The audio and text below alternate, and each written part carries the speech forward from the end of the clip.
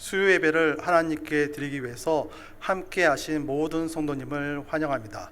비록 몸과 마음이 조금은 지쳐 있을 수 있지만 이 시간들이 하나님께 드린 예배를 통해서 하나님께서 위로해 주시고 새 힘을 주실 것을 믿습니다. 찬송가 435장을 하나님께 드리겠습니다.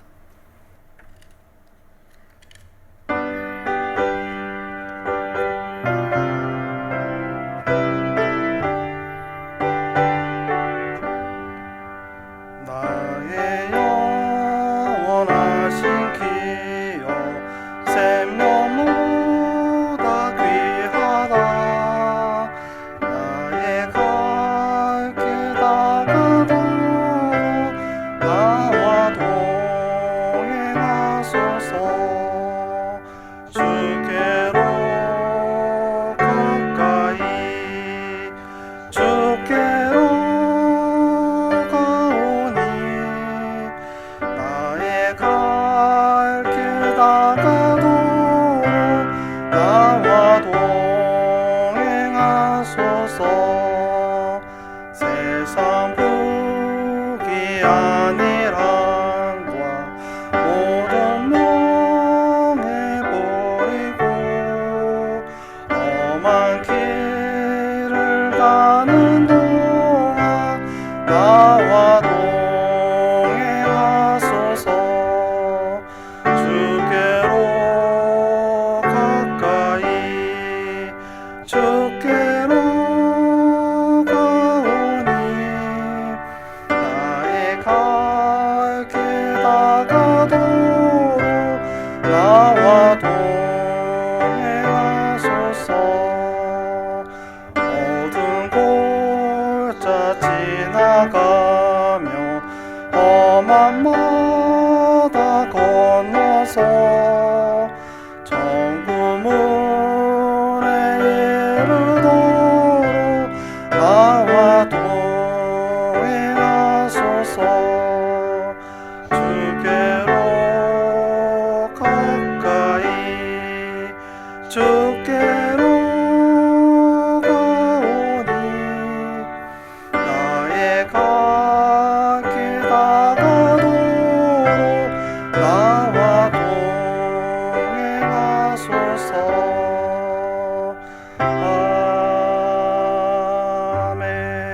아멘. 오늘 우리에게 주신 하나님의 말씀은 창세기 25장 19절부터 26절 말씀입니다. 성경은 봉독을 하겠습니다. 창세기 25장 19절부터 26절입니다. 아브라함의 아들 이삭의 족보는 이러하니라. 아브라함이 이삭을 낳고 이삭은 40세에 리브가를 맞이하여 아내를 삼았으니 리브가는 밧단 아람의 아람 족속 중 부두엘의 딸이요 아람 족속 중 라반의 누이였더라.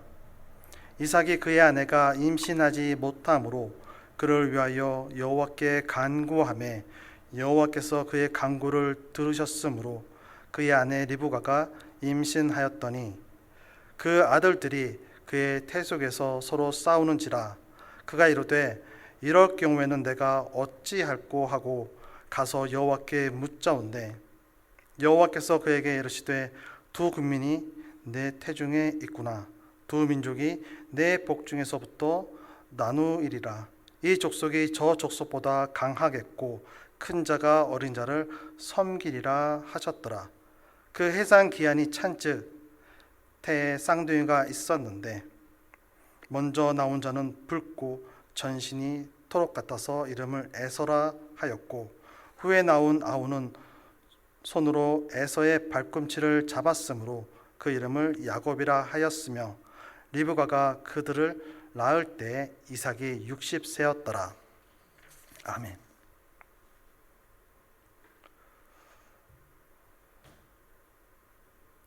오늘 야곱이란 제목으로 말씀을 전하겠습니다. 좀 더 정확히 말씀드리면 야곱의 출생입니다.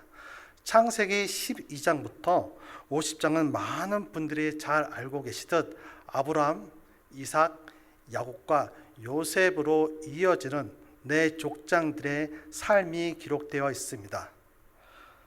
우리는 이들의 삶의 모습을 통해서 인간성의 본질과 또 이들과의 비교를 통해서 우리 자신의 모습을 들여다볼 수 있습니다. 그런데 여러분, 오늘 본문을 읽으시면서 특이한 점을 발견하지 못하셨습니까? 저는 오늘 본문 말씀을 읽으면서 어디선가 읽어본 듯한 느낌이 계속 많이 들었습니다. 그러던 중에 이제 주석 말씀을 좀 더 살펴보던 중에 놀라운 것이 있는 것을 알게 되었습니다.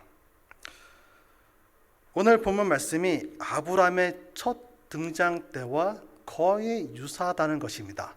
창세기 11장 27절부터 12장 4절까지 기록된 말씀과 너무 유사하다는 것이에요. 지금 PPT를 보면서 잠시 이야기를 하겠습니다. 먼저 오늘 본문인 25장 19절 족보는 이러하니라 아브라함이 이삭을 낳고, 또 창세기 11장 27절에 보면은 족보는 이러하니라 데라는 아브람과 누구누구를 낳았으며, 어떻습니까? 정말 유사하지 않습니까? 또 20절에 보면은 리브가를 맞이하여 아내를 삼았으니, 11장 29절에 보면은 장가 들었으니 아브라함의 아내 이름은 사레며, 쭉쭉 이어지는 말씀들이 너무나 유사하게 진행되고 있습니다. 마지막으로 26절 이삭이 60 세었더라. 12장 4절에 보면은 아브람이 75세였다라고 기록되어 있습니다. 거의 비슷한 혹은 거의 똑같은 형태를 가지고 있습니다. 이것은 두 족장들의 각각의 등장 사건 자체가 개별적으로 보여줄 뿐 아니라 그들이 이 모든 필연적으로 연결되었던 것을 확신시켜주기 위함입니다. 또 하나님의 언약이 다음 세대로 이어지는 계속해서 지켜지고 있다는 것을 확신시켜주고 있습니다. 그리고 이것은 단지 그들뿐만 아니라 믿음의 조상 아브라함의 영적 후손인 하나님의 은혜로 하나님의 백성이 된 성도들을 통해서 계속 이어진다는 사실을 강조하고 있습니다. 어떻습니까, 여러분? 성경에 기록된 하나님의 말씀은 단어 하나하나, 문장 구조 하나하나가 얼마나 섬세하게 기록되어 있습니까? 놀랍지 않습니까? 이렇게 놀라운 성경 말씀을 오늘 우리에게 주신 말씀이 어떻게 말씀 우리에게 하고 계신지 좀 더 깊숙이 자세하게 살펴보겠습니다. 먼저 19절 말씀을 읽겠습니다. 아브라함의 아들 이삭의 족보는 이러하니라 아브라함이 이삭을 낳았고. 믿음의 조상 아브라함의 아들 이삭의 족보가 이러하다라고 시작하고 있습니다. 파란만장한 인생을 살았던 믿음의 조상 아브라함, 그에 비해서 평탄하고 순탄한 삶을 살았던 이삭의 족보입니다. 그런데 성경에 기록된 족보는 함축적인 역사 기록인 동시에 지금까지 기록된 역사가 그 부분에서 일단락 되어지고 새로운 역사가 다시 펼쳐지고 있음을 우리는 알 수 있습니다. 그렇기 때문에 이제 아브라함의 시대는 지나가고 이삭으로부터 시작되는 새로운 이야기가 펼쳐진다는 것입니다. 지금부터 이삭이 장사되는 35장까지 이삭에서 이어져 야곱에까지 나타나는 새로운 이야기가 펼쳐집니다. 이제 본문 20절을 읽겠습니다. 이삭은 40세에 리브가를 맞이하여 아내를 삼았으니 리브가는 밧단 아람의 아람 족속 중 부두엘의 딸이요 아람 족속 중 라반의 누이였더라. 성경은 전개될 내용의 중심, 핵심 인물을 부각시켜 주기 위해서, 핵심 사건을 부각시켜 주기 위해서 그 사건의 역사성을 확인시켜 주고자 특정한 숫자 혹은 연대를 보여줍니다. 이것을 통해서 우리는 이삭의 결혼이 얼마나 중요한지를 알 수 있습니다. 또 이례적으로 리브가의 혈통이 매우 상세하게 본문은 기록하고 있습니다. 당시 여성의 지위가 아주 낮았음을 감안한다면 아주 이례적이라 볼 수 있습니다. 이것은 리브가는 언약 가문을 이을 여인으로서 혈통적으로 또 신앙적 뿌리가 어떤지 보여주기 위해서입니다. 밧단 아람은 메소포타미아 북부 지역을 말합니다. 이곳은 아브라함의 가문의 발생지입니다. 또 그가 살았던 리브가는 호남 민족이 아닌 언약 백성인 아브라함의 순수한 혈족으로 하나님의 기업을 소유할 자격에 있음을 강조하기 위해서입니다. 그런데 혈통적으로 또 신앙적 뿌리가 깊은 리브가와 결혼한 이삭에게 문제가 생겼습니다. 오늘 본문 21절을 읽겠습니다. 이삭이 그의 아내가 임신하지 못함으로 그를 위하여 여호와께 간구하매 여호와께서 그의 간구를 들으셨으므로 그의 아내 리브가가 임신하였더니 이삭은 40세에 결혼했습니다. 하지만 아주 오랫동안 리브가를 통해서 자식을 갖지 못했습니다. 본문에 사용된 임신하지 못했다란 단어는 이 단어는 어머니 사라에게서도 사용된 단어입니다. 그 의미는 나무가 뿌리를 뽑힌 것처럼 나무가 뿌리가 뽑혀서 어떠한 결실도 맺지 못한다는 의미를 가지고 있습니다. 이것은 장기 불임을 의미합니다. 장기 불임인 경우 그 아내와 남편의 심정은 어떨까요? 시편 127편 3절 말씀을 읽겠습니다. 보라, 자식들은 여호와의 기업이요 태의 열매는 그의 상급이로다. 지금 시편 기자는 자식들은 여호와의 기업이라고 말씀합니다. 그러니 언약의 계보를 이어가는 이삭의 심정은 이루 말할 수 없이 힘들 것입니다. 그뿐만이 아닙니다. 아브라함의 후처와 그의 자손들은 눈치 없이 계속해서 번성하고 있습니다. 그의 이복형인 이스마엘 역시 계속해서 번성하고 있습니다. 이삭의 심정은 타들어갔을 것입니다. 이삭처럼 자녀가 없던 똑같은 상황을 겪었던 아브라함은 이때 어떻게 했나요? 맞습니다. 아브라함은 인간적 생각이 앞서서 그의 여종 하갈을 통해서 이스마엘을 낳았습니다. 하나님의 뜻이 아닌 자기 생각대로였습니다. 큰 실수를 범하고 말았습니다.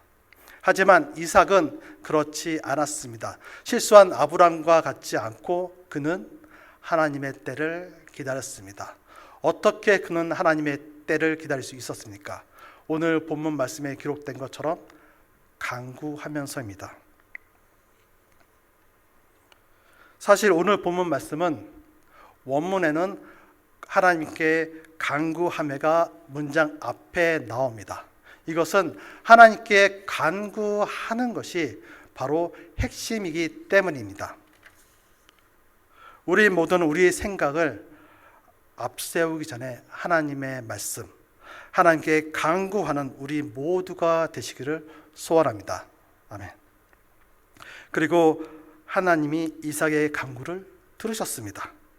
무려 20년이 지난 이후입니다. 빨리 주셨으면 더 좋았을 것이라는 생각이 들 수 있습니다.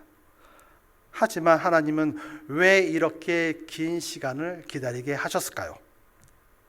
이는 약속의 씨앗, 하나님이 약속한 그 약속의 씨앗은 단순히 자연적인 결과물이 아닌 하나님의 은총의 산물임을 우리에게 확신시켜 주시기 위해서입니다. 이렇게 가지게 된 쌍둥이 태아를, 그런데 또 문제가 생깁니다. 22절 말씀을 읽겠습니다. 그 아들들이 그의 태 속에서 서로 싸우는지라 그가 이르되 이럴 경우에는 내가 어찌할꼬 하고 가서 여호와께 묻자온대 무려 20년을 기다려 얻은 생긴 쌍둥이 태아입니다. 그런데 태 속에서 서로 싸우고 있습니다. 하나님의 특별한 은혜로 임신한 리브가가 얼마나 당혹스러웠을까요? 혹여 이 아이들이 잘못되지 않을까 얼마나 두려웠을까요?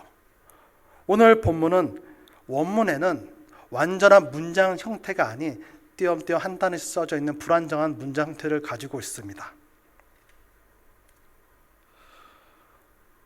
이것은 리브가의 심정이 이 당시에 얼마나 힘들었을지 얼마나 걱정했을지를 우리는 잘 알 수 있게 됩니다.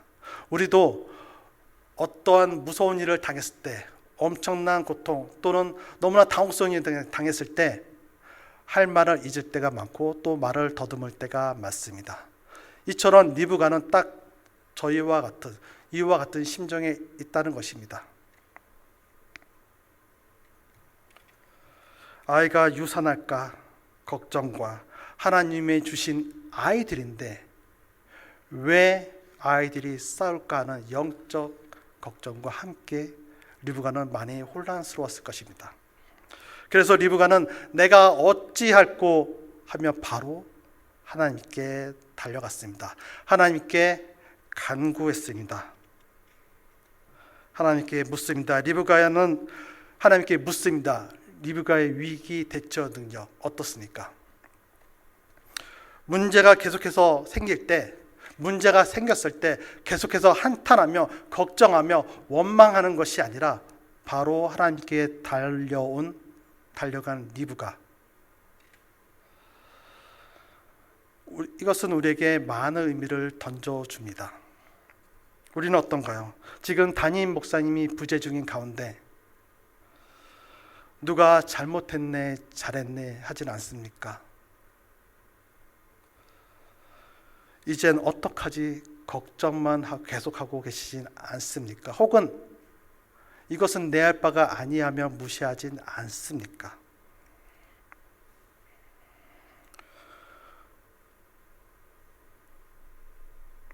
우리 모두 리브가처럼 지금 나와야 합니다.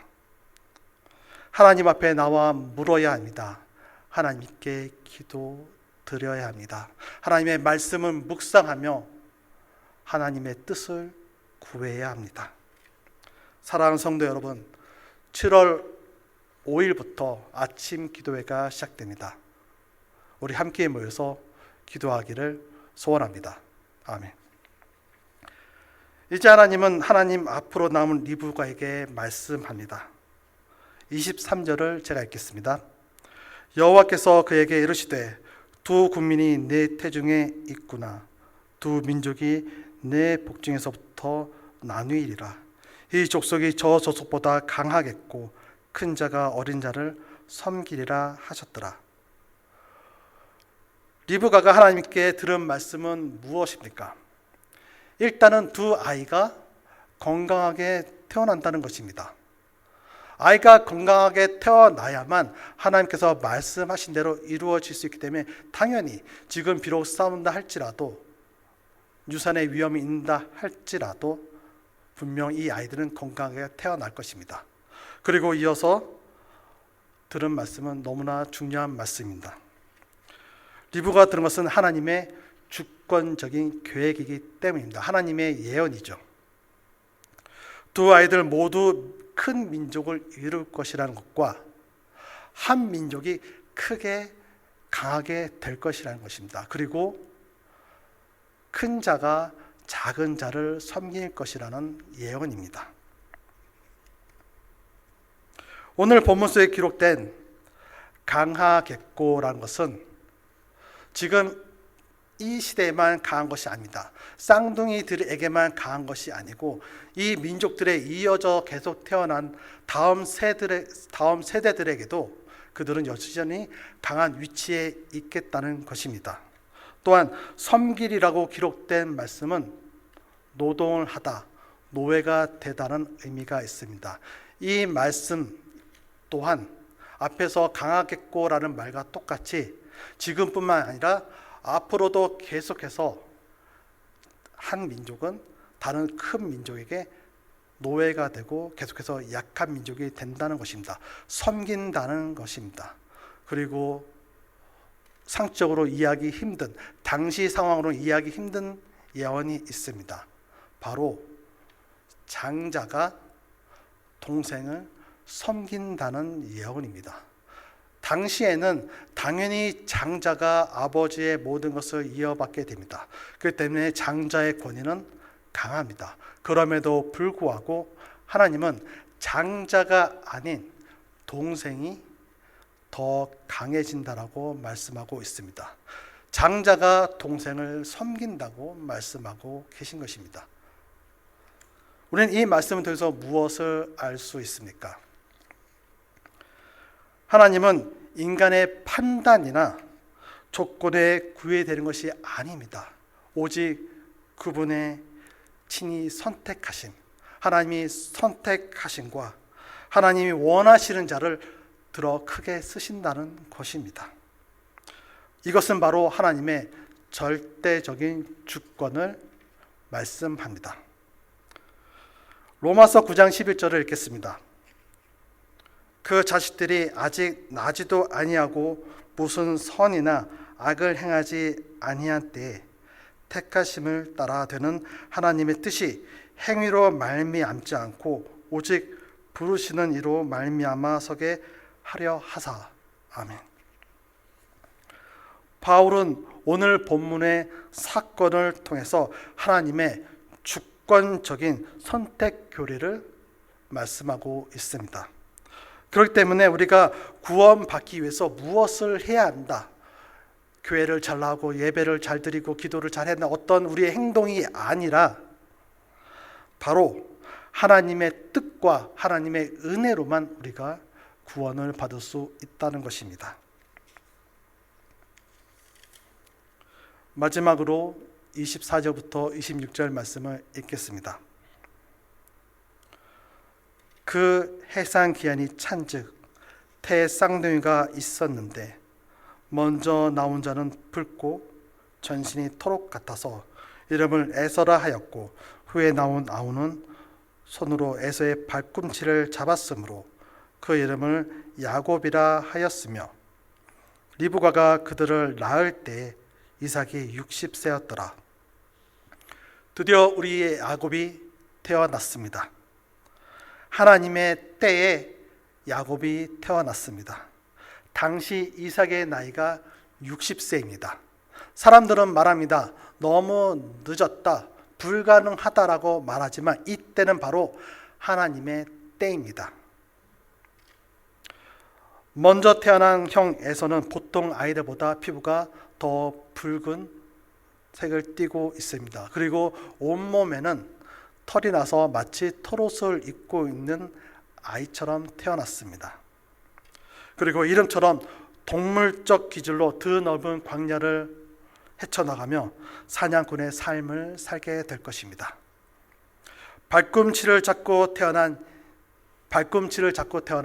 야곱이라 불린 둘째는 태어날 때 모습처럼 장차 에서에 대하여, 형 에서에 대하여 경쟁의식 속에서 자라나게 될 것입니다. 그런데 재밌는 것이 있습니다. 오늘 읽지는 않았지만 28절 말씀에 보면은 이삭은 에서를, 리브가는 야곱을 사랑했습니다. 그런데 재밌는 것은 이삭은 에서가 사냥한 고기를 좋아함으로 그를 사랑하고라며 기록되어 있습니다. 마치 에서가 잡아온 그 고기가 좋아서 에서를 사랑한 것 같이 생각될 수 있습니다. 하지만 당시 상황을 좀 더 살펴본다면 이삭은 에서의 호탕한 성격과 장자이기 때문에 그를 또 사랑했다라고 또 우리는 생각할 수 있습니다. 사랑하는 연합교회 성도 여러분, 오늘 말씀인 야곱의 출생을 통해서 우리는 하나님의 절대적인 주권과 선택받은 이스라엘 민족의 혈통이 형성되어 가는 과정을 넘어서 태초서부터 종말에 이르는 이 땅의 구원의 역사가 전체적으로 오직 하나님의 절대적인 주권 안에서 이루어진다는 것을 우리는 알 수 있습니다. 왜냐하면 야곱과 에서가 이들이 태어나기 이전부터 이미 결정되었기 때문입니다. 그들의 인생에 선한 것과 악한 것이 생기기도 전에 이미 하나님의 절대적 주권으로 선택되었습니다. 말라기에 하나님은 내가 야곱을 사랑하였고 에서는 미워하였다라고 기록되어 있습니다. 우리는 이 말씀을 통해서도 하나님의 절대적 주권을 우리는 잘 알 수 있습니다.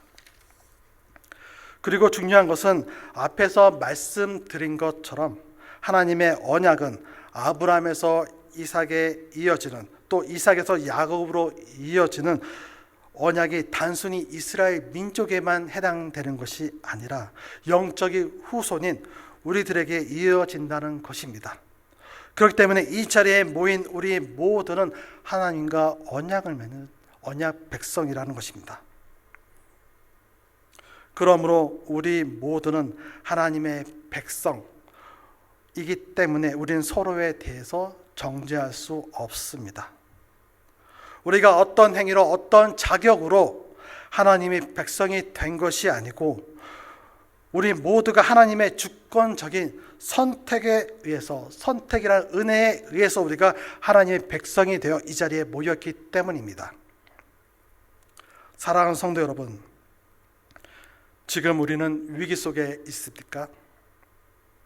지금 우리 연합교회는 위기가 아니라 새롭게 시작하는 시점에 놓여 있습니다. 왜냐하면 하나님이 선택하신 백성들, 하나님의 은혜를 입은 백성들을 지켜주시겠다, 아주 오래전부터 우리들에게 약속하셨기 때문입니다.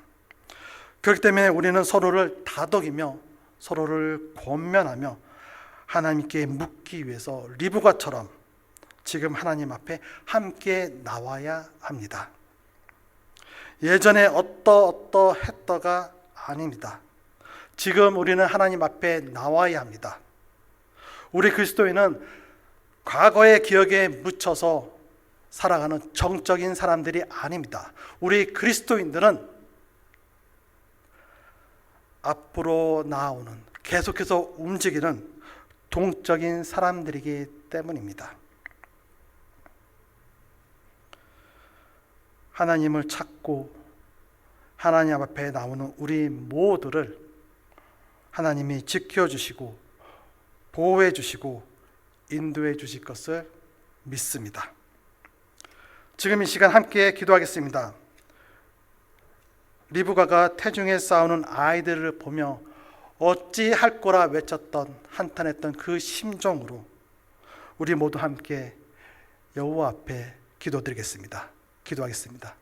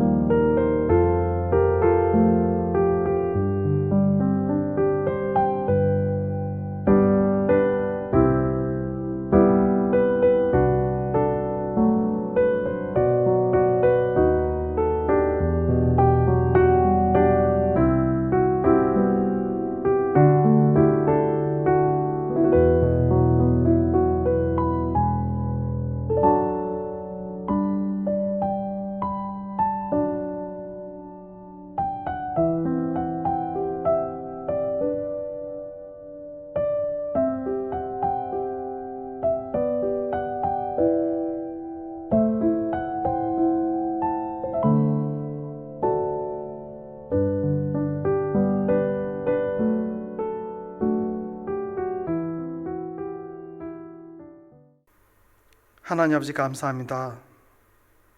하나님, 너무나 보잘것없는 저희들을 하나님의 은혜로 저희를 선택해 주시고 이 자리에 함께 모여 예배 드리게 할 수 있는 은혜를 주셔서 감사합니다.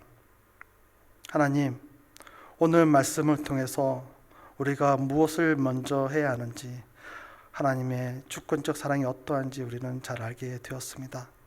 하나님 아버지, 지금 저희들에게 놓여있는 이 모든 것을, 모든 상황들을 여호와께 맡깁니다. 하나님 앞에 내려놓습니다. 우리들의 생각이 아닌 하나님의 생각을 묻고 싶습니다. 하나님의 뜻을 따라가길 원합니다. 하나님 아버지, 우리 교회, 우리 성도님들을 지켜주시고 하나님께서 인도해 주시고 보호하여 주시옵소서. 앞으로 펼쳐질 모든 것들을 주님께서는 아시오니 주님께서 저희들에게 지혜를 주셔서 주님의 뜻을 깨닫게 하여 주옵소서. 오직 하나님만 바라보며 살아갈 수 있도록 주님 도와주시옵소서. 주님 함께 해줄 걸 믿습니다. 주님 도와주시옵소서.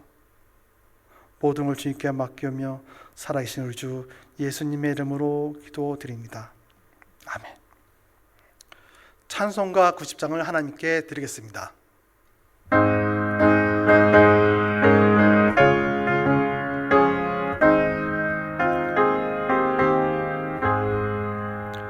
주 예수 내가 알기 전 날 먼저 사랑했네. 그 크신 사랑 나타나 내 영혼 거듭났네. 주 내 맘에 늘 계시고 나 주의 안에 있어. 저 포도비유 같으니 참 좋은 나의 친구. 내 친구 되신 예수님 날 구원하시려고 그 귀한 몸을 버리사 내 죄를 대속했네. 나 주님을 늘 믿으며 그 손을 의지하고 내 몸과 마음을 바쳐서 그까지 충성하리. 내 진실하신 친구여 그 은혜 내려주사 날 항상 보호하시고 내 방패 되옵소서. 풍성한 참 사랑을 믿음이 끊을 소냐. 날 구원하신 예수는 참 좋은 나의 친구. 축도하겠습니다. 지금은 우리 주 예수 그리스도의 은혜와 하나님 아버지의 무한하신 사랑하심과 성령님의 감화 감동 교통하심이 리브가의 어찌할 거란 심정으로 하나님 앞에 나와 부르짖는 각 심령들 머리 위에와 이 땅에 흩어져 하나님 말씀을 전하는 선교사님 머리 위에 지금부터 영원까지 함께 있을지어다. 아멘.